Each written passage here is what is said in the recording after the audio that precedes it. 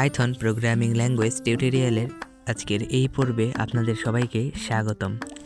আজকের এই পর্বে আমি আলোচনা করব নান টাইপ ডেটা নিয়ে।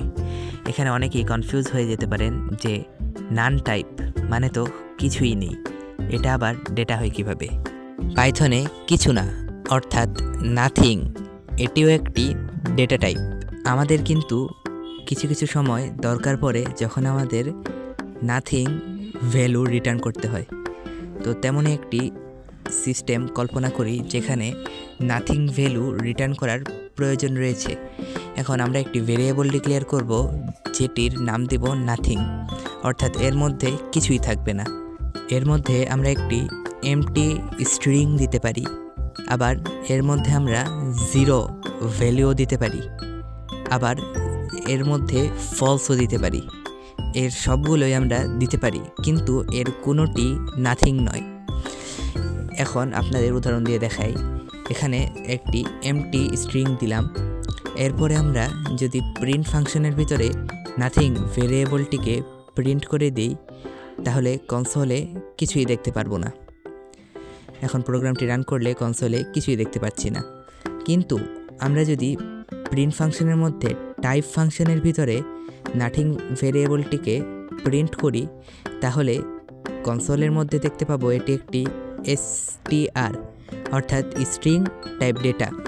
কারণ আমরা জানি এই সিঙ্গেল কিংবা ডাবল কোটেশনের ভিতরে যাই লিখি তাই হবে স্ট্রিং টাইপ ডেটা, অর্থাৎ এখানে যদি কিছু নাও লিখি তাহলেও সেটি একটি স্ট্রিং টাইপ ডেটা হবে। এখন যদি আমরা এখানে জিরো দিই তাহলে সেটি হয়ে যাবে ইন্টিজার টাইপ ডেটা, কারণ জিরো একটি সংখ্যা, অর্থাৎ আমরা কোনোভাবেই এখান থেকে নাথিং রিটার্ন করতে পারছি না। এখন যদি কিছু না দিয়ে আমরা প্রিন্ট করি তাহলে এখানে এরর দিবে, তার মানে আমাদের কিছু একটা দেওয়া লাগবে এই ভেরিয়েবলের ভ্যালু হিসাবে।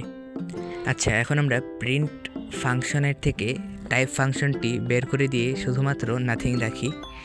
এখন যদি আমরা নাথিংয়ের মধ্যে নান কিওয়ার্ডটি লিখে দিই এবং প্রোগ্রামটি রান করি তাহলে আমরা কনসোলে দেখতে পাবো যে এখানে রিটার্ন করছে নান, অর্থাৎ এর মধ্যে কিছুই নেই। এখানে নান কিওয়ার্ডটির প্রথম অক্ষর কিন্তু বড় হাতের হওয়া লাগবে। এখন টাইপ ফাংশনের ভিতরে এই নাথিং ভেরিয়েবলটিকে ঢুকিয়ে দিয়ে প্রোগ্রামটি যদি রান করি তাহলে দেখতে পাচ্ছি এখানে দেখাচ্ছে নান টাইপ, অর্থাৎ এটির ভিতরে কিছুই নেই, নাল ভ্যালু প্রিন্ট করছে এটি। এখন নান টাইপ ডেটার ইউজেজ সম্পর্কে বলা যাক। এটি বেশিরভাগ সময়ই বড় বড় এআই অটোমেশন প্রজেক্টের মধ্যে ব্যবহৃত হয়। আমাদের ছোটোখাটো নর্মাল প্রজেক্টে এই নান টাইপ ডেটার তেমন কোনো ব্যবহার হয় না। আবার বিভিন্ন পাইথন লাইব্রেরির ফাংশনগুলোর মধ্যে একটি কলব্যাক ফাংশন দেওয়া লাগে। আমরা যদি সেই কলব্যাক ফাংশনটি ব্যবহার করতে না চাই তখন সেই ফাংশনের মধ্যে নান টাইপ ডেটা রিটার্ন করা যেতে পারে। আচ্ছা, তো এই ছিল আজকের ভিডিওটি যদি আপনার ভালো লেগে থাকে এবং উপকারে এসে থাকে তাহলে অবশ্যই শেয়ার করতে ভুলবেন না, এতে করে অন্যের উপকারে আসবে। আপনার যদি এই ধরনের কন্টেন্ট ভালো লেগে থাকে তাহলে অবশ্যই এই চ্যানেলে একটি সাবস্ক্রাইব করবেন, এতে করে আপনি আমাকে আরও নতুন ভিডিও বানাতে অনুপ্রাণিত করবেন। সবাই ভালো থাকবেন, সুস্থ থাকবেন, দেখা হবে পরের কোনো একটি ভিডিওতে।